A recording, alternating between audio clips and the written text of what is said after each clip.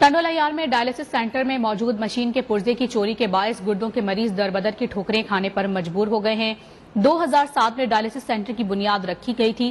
Centre صرف 2 سال ہی چل سکا۔ مشین کا ایک پرزہ چوری ہوا تو ڈائلسس سینٹر کو ہی بند کر دیا گیا۔ 13 سال بعد بھی ڈائلسس سینٹر کو فعال نہ کیا جا سکا۔ نمائندہ نیوز ون طارق حمید عباسی ڈائلسس سینٹر میں موجود ہیں۔ مزید ان سے جانتے ہیں۔ طارق عباسی بتائے گا۔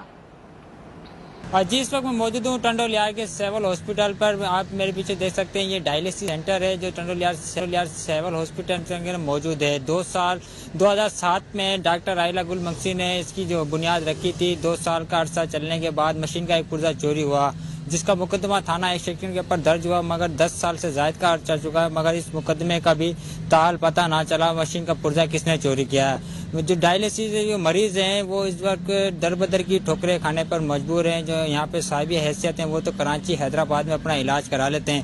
جو غریب لوگ ہیں وہ ڈائلسس کی جو گردوں کے مطلع میں جو مریض ہیں وہ تڑپ کے یہاں پر جان دے دیتے ہیں، مگر یہاں کے انتظامیہ اور ہیلتھ ڈپارٹمنٹ کی جانب سے ڈائلسس سینٹر کو تاحال ابھی تک عوام کے لیے فعال نہیں کیا گیا ہے۔ 10 سال سے زائد کا عرصہ چکا ہے، مگر یہاں کے جو مریض ہیں وہ در بدر کی ٹھوکریں کھانے پر مجبور ہیں۔ یہاں کی جب شہریوں سے بات ہوئی، شہریوں کو یہی کہنا تھا کہ انتظامیہ اور ہیلتھ ڈپارٹمنٹ کو ہم نے درخواستیں دی ہیں ڈائلسس سینٹر کو فعال کیا جائے، مگر یہاں پہ جو انتظامیہ اور جو ہیلتھ ڈپارٹمنٹ ہے مگر اس سینٹر کو فعال کرنے میں مکمل طور پر ناکام نظر آتی ہے۔ شہریوں نے فوری طور پر حکومت سندھ سے اپیل کی ہے لہٰذا اس سینٹر کو فعال کیا جائے، جو ہمارے جو گردوں کے جو مریض ہیں ان کا یہاں پہ علاج ہو سکے، جو اس کی وجہ سے ان کی جان بھی بچ سکے۔